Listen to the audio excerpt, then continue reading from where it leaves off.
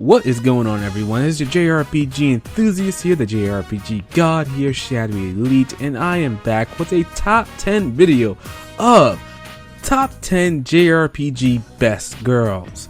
You know, I'm actually surprised I haven't done this kind of video yet. We all joke around, or at least I think we joke around about characters being best girl in JRPGs, so I figured why the hell not, let me make my own list of best girls. And after hours and hours of searching and reading up on these girls and looking at images of these girls for research purposes only, I swear, I was able to narrow it down to 10. And with the amount of best girls in JRPGs, you know that is no easy task. So a disclaimer before I even start this countdown, this is my list and not yours. So don't go crazy if you don't see a certain character on here. Also, this isn't like a character analysis type of video. This is just some dude's list of his favorite girls in JRPGs. So don't go too crazy if I don't get overly descriptive with a certain entry. This list also has some light spoilers about some characters, and trust me when I say they are light.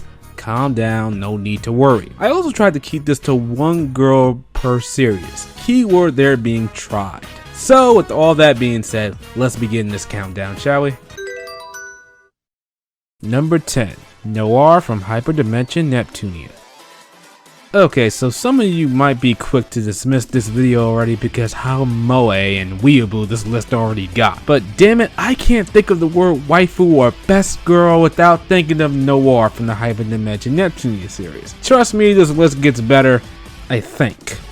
Noire is the OG waifu for me when it comes to JRPGs. When I was a rookie out here in these rough, tough JRPG streets, I saw a game that piqued my interest visually, and that was the Neptunia series. And since then, I have a love-hate relationship with this series, mostly hate at this point, but Noire with her black hair and tsundere personality caught me off guard and I was love-struck. She's confident in her abilities and able to back it up with her hard-hitting attacks. She also has a fondness for cosplay, but she has no friends, as Neptune loves to point out. Poor Noire. And then there's the fact that she represents my favorite console company, the PlayStation, which is just better than the Xbox and Switch. Fight me, fanboys, I dare you. Number 9. Zero from Drakengard 3. Now Zero is my kind of woman.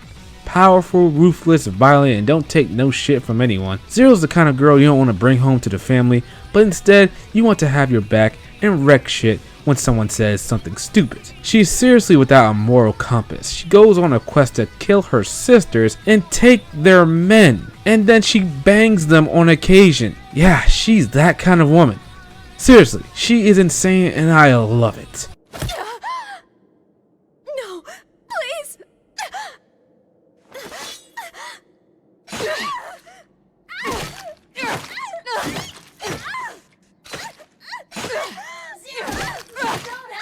Shut up! Able to rip you apart with swords, pierce you with spears, beat your ass with gauntlets, and slice and dice you with chakrams, Zero is lethal, and combined with her short fuse personality, almost makes her a freak of nature. Plus she has a dragon, and dragons always add to the badass meter. Or do they in this case?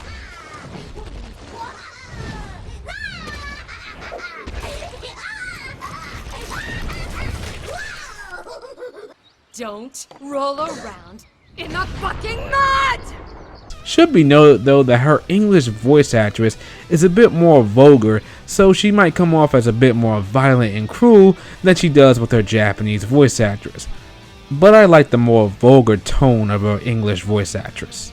So yeah, that's Zero, and as far as this list goes, it doesn't get more badass than her. Although she might not be too smart. Hello? Hey, stupid dragon! Where are you? I don't think it's such a good idea to yell around here. What? You scared? Figures. You disciples are more chicken shit than I thought. No, that's not what Number 8. 2B from Nier Automata. Okay, remember when I said a while ago it doesn't get more badass than Zero? Well, 2B from Nier Automata proved me wrong. 2B is a classic, calm, cool, and collected character. She has no time for idle chit-chat and will destroy anything in her way to achieve her goal. She fights to save humanity alongside her partner 9S. She also has a wide range of weaponry to annihilate her foes, and if shit gets too much for her to handle, she can call upon a mecha for even more destructive power. Don't go against this girl, she will seriously wreck your shit. Did I mention she's an android?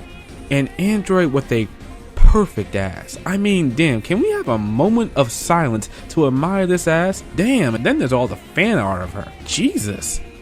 Could one say Nier Automata's success is mostly, if not all, because of 2B's design? I'll let you guys debate about that in the comments. You know what, I'm gonna go out on a limb and say, yeah, it probably was because of her design. I mean, Jesus, again, do you guys see this? I mean, oh my god, look at this picture. Look at this picture. Look at this picture. Jesus. Okay, you know what? Let me stop. I'll just sit here all day and focus on 2B if I could. Let's move on. Number 7. Velvet from Tales of Berseria. Alright, so remember yet again when I said he couldn't get more badass than Zero, and then again with 2B? Well, enter Velvet from Tales of Berseria.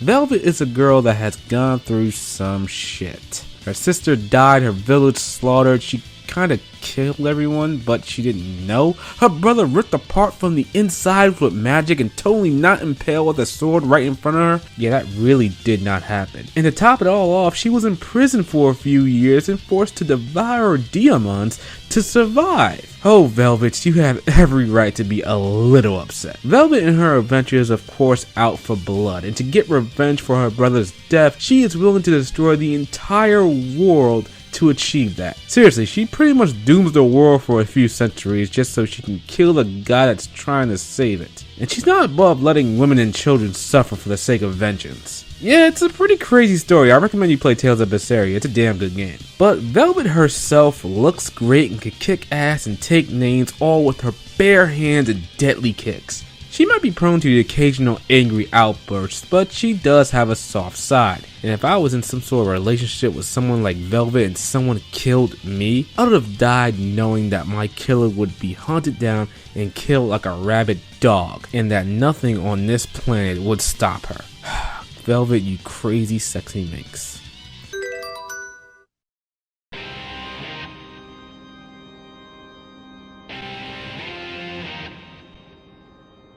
Brea from Parasite Eve. Okay guys, so remember again when I said it couldn't get more badass than Zero, and then again with 2B, and then again with Velvet? Well, you guys should probably stop believing me when I say that. Brea was probably my first ever video game crush, and I didn't even know it at the time. She's a blue-eyed blondie with a slim figure that can turn heads in a black dress. She's an NYPD police officer that wields the awesome power of the mitochondria cells in her body. So she's capable of some pretty crazy shit. She can shoot fire, shock you with electricity, protect herself with barriers, detox her own body of poisons, and resurrect herself should she suffer a fatal blow. She can also transform into a creature that can rip you to shreds in an instant. Basically, don't fuck with Aya. Her abilities make her a well-rounded combatant. Just don't talk about Aya in the PSP title The Third Birthday, because, well, it's technically her, but not really her, and she doesn't have all her awesome powers anymore. I just don't. Look, yes, I played The Third Birthday and I get everything that happened in it, but it's just a little disappointing that things had to go a certain way. And while I'm talking about Parasite Eve, Square Enix, can you just please make a remake of the original Parasite Eve on the PS1? The world wants it, but just doesn't know it yet. Just do it, Square Enix, and you'll make a ton of money. Probably.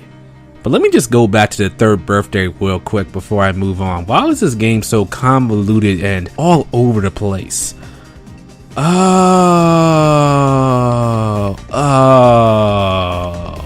Now it all makes sense. Number 5, Yukiko and Chie from Persona 4. Okay, yeah, sue me, I'm kinda cheating by putting these two into one entry on this list, but when it comes to Persona 4 and the ungodly and unrealistic grip that it has on me, exceptions must be made.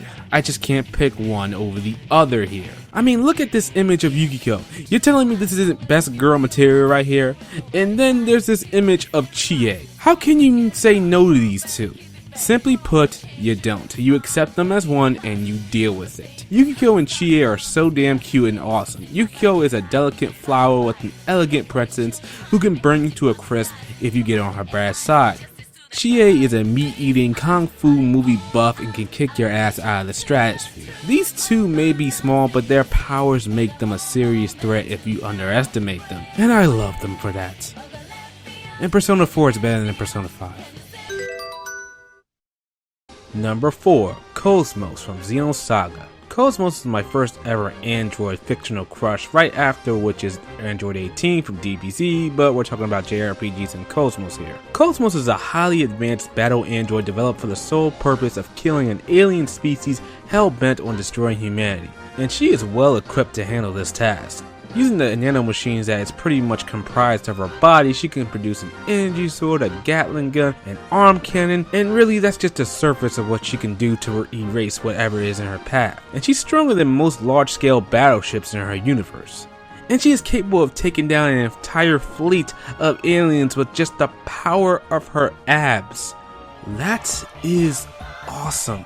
Now, Kos-Mos is a more traditional android, so she tends to put logic and probability first before all else. However, she is devoted to a co-creator, Shion, and will pretty much drug across the cosmos to save her from danger. Did I mention that Kos-Mos can dance and kick your ass all at the same time? Now, I would love to embarrass somebody that way. Now, if we can just get that Xenosaga HD collection already with all 3 games into one, that'd be nice. I mean, if Doc Hat GU can do it, why can't Xenosaga do it? I don't know. Maybe it's only a matter of time, but I need to see Kos-Mos in 1080p, 60 frames per second. And no, I'm not emulating the games. Let it go. Number 3. Selvaria from Valkyria Chronicles. Selvaria is a general of a large army with the intent to take over a country. She's fiercely loyal to her leader Maximilian, and she won't show any mercy to her enemies. But not only that, but Selvaria has 2 very big assets. Her lance and shield. Jeez people, I'm not always like that, for the love of God. But Selvaria can channel the powers of the Valkyria, making her a bullet-deflecting, tank-destroying, unstoppable weapon of mass destruction on the battlefield. I'd much rather be on Selvaria's side than against her, unless I got my own Valkyria to match. Also, I gotta give kudos to the artist that made the design for Selvaria. The guy knows how to do some enticing 2D art. He's got some awesome character designs that I think you might not want to check out if you're in front of friends or family or at work. Yeah, he's that kind of artist. And Sega, if you don't mind, can we get a proper Valkyria Chronicles game and not some experimental bullshit like you try to create for whatever reason? Fuck Valkyria Revolution.